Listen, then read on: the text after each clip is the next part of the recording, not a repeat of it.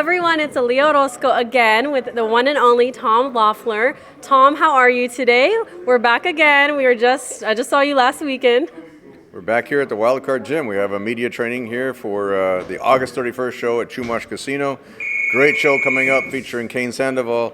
Chucky Breer is in the ring right now. Umar Jambekov is on that show, so it's going to be a tremendous fight, tremendous show for the fans on the 31st up at Chumash. What are you looking forward to seeing on the 31st? This is a stacked card, like you just said, so much great talent. We always want to put on great fights. Kane's in a tough fight against Duno. Duno's fought some solid names, and you have to be a world-class fighter in order to beat him. So all these guys, if they're on UFC Fight Pass, they know they have to be in tough fights. Umar Jambekov fought 6 times last year. He's back now after a little bit of a layoff where he went back to Austria. Chucky Breer is on a roll and just improving with every fight. So this is going to be an all-action fight. We've sold out the last 2 shows at Chumash Casino, and we're looking to sell out this one as well. We've sold out the shows at Commerce Casino. So the people are really realizing that the Hollywood Fight Nights, our boxing series on 360 promotions, and UFC Fight Pass, it's really, we're putting on great competitive fights. I definitely agree with that. And would you say this is Kane Sandovals' biggest and toughest opponent up to date? Do you think this is going to be a challenge we're going to see on the 31st? We always put him in tough opponents. When he fought at MSG Theater, he fought Wesley Farrar, 17-2. That was a great win, great knockout win for Kane on the East Coast.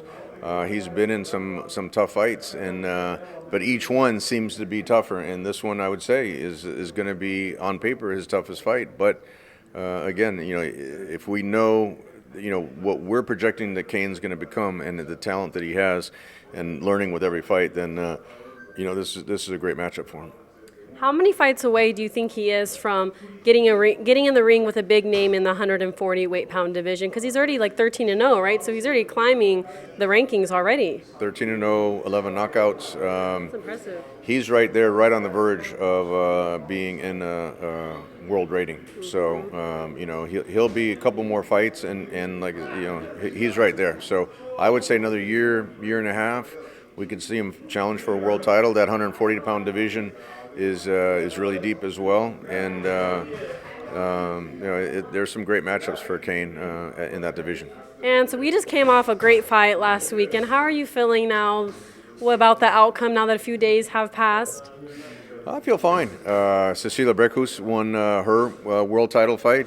She's now to celebrate. She's now the WBC interim super welterweight world champion. Great win over Marcela Corneo. Marcela's a consummate professional. She's always in shape. She put on a tough fight. Cecilia needed to dig hard, got a knockdown, won a unanimous decision. So we're really happy about that. And to be honest, we're happy about Sergey Bohachuk's performance. We all feel, and the majority of the fans and the media feel, that he either won the fight or did enough for a draw. One judge did have it a draw. I got to give him credit for that. So there's no disappointment on our side. Naturally, it's frustrating that he didn't get the decision and he lost his title in that manner. I'm not sure what more he could have done. He knocked him down 2 times, maybe if he knocked him down 3 times.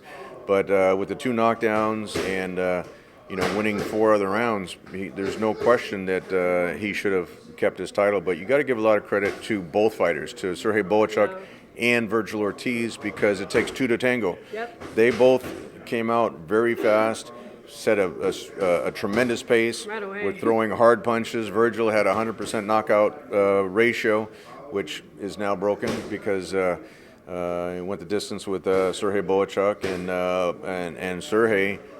This was only the second opponent that went the distance with Sergey. It was Brian Mendoza, who Sergey dominated. Brian Mendoza knocked out Sebastian Fundora previously, and that was a tremendous win for Sergey. And again, we really feel that he won the fight. But Virgil might have gotten the title, but I think I know Sergey won the day, won the fans. when the media, His Excellency Turki came up to us after the fight and said he thought that he won the fight, or that at least he should have kept his title off of that performance. He said he definitely wants to put him on one of the Riyadh season shows. Wow, yeah. So that's good news. And Sergey they both went to the hospital for observation. And Sergey, once they did his tests, they released him right away, and Virgil was still there. So, we're just thankful that both guys came out clean, because sometimes when you get in a war like that, it could go the wrong way. And so that's paramount, is that both fighters come out healthy after giving such a performance for the fans. So when you were sitting there then, you had it Bohachuk, were you like, there's no way, like, we have this right now? So you were probably shocked then completely when you heard that? Or did you even think there was a possibility when you were sitting there? Well, after the Triple G fights, nothing really shocks me in Vegas, unfortunately. Luckily, this time we dealt with Jeff Mullen, who's a great commissioner. I knew it was a close fight. I had to actually go to the commission and point out the first knockdown, because Harvey Dock, who I think is a great referee, but Harvey missed the first knockdown in the first round. And when I went to the commission, I said, because they do have instant replay up there, and WBC rules say to use instant replay. So I said, what happened with the first knock? I said, that was a knockdown. We want to use the instant replay. And so then they looked at it, and sure enough, they ruled it was a knockdown, which it was when we saw it. But the mechanics of that was strange, because they made the decision that it was a knockdown, but then waited till the next round started, and then it was like a 45-second break where they were informing the judges, and then Harvey Dock was informing their corner, and you saw Bohachuk in there to say, "Look, come on, let's fight," because he was on such a fast pace that any break seemed like it was an advantage for Virgil to recompose himself, or. So anyway, that was a little bit odd, but at least they ruled the right way. So after the second knockdown, I figured, okay, now with two knockdowns, and each round could go either way, I figure that sealed it with that second knockdown in the eighth round, as long as there was no knockdowns for Sergey, so or on Sergey's side. So. Then when one judge, and Manny Robles made a great point, the judges need to be held accountable. Nobody interviews the judges. There's no explanation of how did you come up with a score that's bizarre, so bizarre that one judge gave Virgil Ortiz the last 4 rounds, almost like they were making up for that second knockdown. It's like 2 judges gave him the 9th round, and he didn't give him the 9th round, and then he gave him every other round after that, which was really not understandable from our side. But it's unfortunately I've come to live with bad decisions up there in Vegas, especially, and even with the champion. Triple G went in as a champion and was one of the worst decisions I've ever seen in the first fight, and arguably he should have won the second fight, like HBO had it, 8-4 for both those first 2 fights. But we don't need to rehash that. It just was frustrating. It was frustrating with the Bohachuk fight, but it was gratifying that he put on such a great performance. And if we know, look, if a fighter I'm working with loses, I'm a sportsman. I say, look, my fighter lost. You were the better man that night. That's fine. I don't know where the animosity comes from the other side, when I'm just pointing out the facts of what happened and the scoring and everything like that. But it was a great fight. It was a great fight for the fans. Great fight for the sport of boxing. And the good thing for Bohachuk is he has so many other opportunities now that this fight opened up the doors at 154 pounds. Who would you like to see him fight next in the 154 weight pound division, or some time off for a little bit? No, it's wide open. Sergey came out very good. He did an Instagram Live the next day. You saw the video that was posted at the post-fight party. So he'll be definitely back in the ring this year. I'm not sure with Virgil, being knocked down twice and taking that much punishment over 12 rounds. Virgil did throw some great body shots, but if you don't hurt Bohachuk to the body, I don't know how much effect that can have for the judging, for the score, for the judges. But Sergey will definitely be back this year. Both guys are young. Both guys have a lot of fights in front of them. I'm sure we'll see this fight again at some point, if it's not an immediate rematch, at some point down the road, because it was such a great fight. And I think you got to give both guys credit, because they both created the fight of the year this year. I agree. And I have to know, a lot of people were saying after Virgil Ortiz won, they're talking about him fighting Terrence Crawford. Do you think with what we saw out of Virgil Ortiz on Saturday, he'd be ready for a fight like that? Or how do you see that going? Again, I can't speak for Virgil. I would be surprised if he fights again this year because of the shots that he took. But hopefully he's okay and can resume his career shortly. I mean, all those matchups are great fights. Him and Bud Crawford's a great fight. Bohachuk with all those guys, with Fundora, with Charlo, with Spence, with Fundora. You know, all those guys are great names and a lot of options for Bohachuk. So the thing that was odd about that is that Oscar actually announced that fight before this fight even started. They're like, oh, we're gonna make Terrence Crawford and Virgil Ortiz next, as if this fight was just even a foregone conclusion.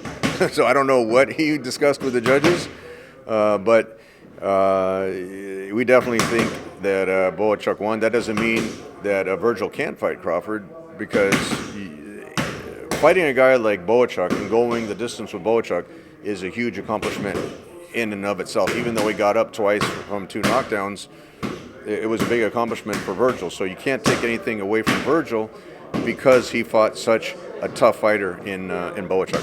And will we be seeing anything with Triple G? Any news on that? Well, Triple G is the head of the National Olympic Committee now for Kazakhstan. He was over there in Paris with the Olympic team from Kazakhstan. So we wish him all the best. We still have a great personal relationship with Gennady, and hope that he succeeds really well and very successful in his position. You know, he never announced his retirement, so you never know. You don't want to close the door on that, but you know, I'll let him speak on that. I'm not going to speak to what his intentions are there. We're here at the Wildcard Gym where Callum Walsh trains with Freddie Roach. There's going to be an announcement soon on his next, probably tomorrow, on his next fight. So we're expecting a great announcement, potentially a homecoming in Ireland, which is a lot of people are talking about. So we'll see.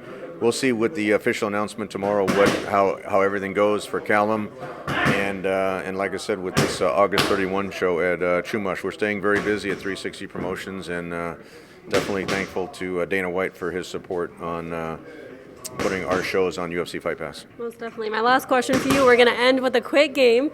It's called Pound for Pound Blind Rankings. So I'm going to give you a name, and you're not going to know who's next. So just try to 1 through 5, put them on your list, okay? So the first one is Canelo.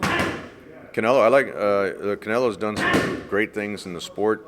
Pound for pound, I'd probably put him number 4. Okay, Terrence Crawford. I would put Terrence Crawford number 2. Inoue. Number 3. Usyk. Number 1. Ooh, and Bivol. I would put him number 5. Oh, wow. Would you keep that now, that ranking, that list like that, if you knew the order it was coming in, or would you change anything? No, I would keep it because, look, Bivol beat Canelo, but when you're talking about pound for pound, Canelo went up into a weight class that's not his natural weight class. Come down, he's dominating 168 pounds, so I would still rate him above Bivol.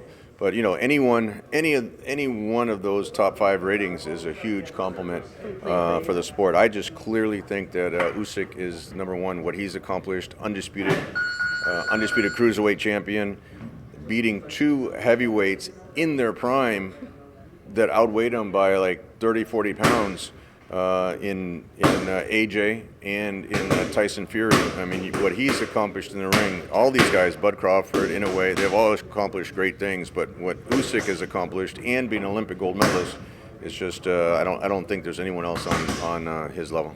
So do you see Usyk still winning in the rematch against Fury in December? Well, he knows he can hurt Fury now. He had Tyson going around bouncing off the ropes. So if you know you can hurt a man, because I think before, because Tyson has such a great chin, you saw what happened when he got up off the canvas against Wilder. He has such a great chin, but if Usyk, as the much smaller man, but technically much better boxer than Tyson, knows he can hurt him, I think we'll see the same thing, if not worse, in the rematch. I have to know really quick, this is the last one. What would be the dream matchup, Tom, that you would love to see in boxing? The dream matchup? Yeah, out of anybody. You know what? When Triple G was fighting out a lot of dream matchups, right Right now, it's oh, you know what I'd like to see for me on my side. I'd really like to see Bohachuk and Zhu, either Bohachuk and Zhu or Bohachuk Fandor. Both of those are tremendous Great fights. ones. Most definitely. Well, I appreciate your time always. And any last words for all the fight fans watching? Anything they can expect to see come August 31st? Just tune in August 31st. If you can come up to Chumash Casino, it's a great venue up there in Santa Ynez, right past Santa Barbara, the wine country. Or tune in to UFC Fight Pass and look out for the announcement for Callum Walsh's next fight. Most definitely. Thank you, Tom. I appreciate your time. See you.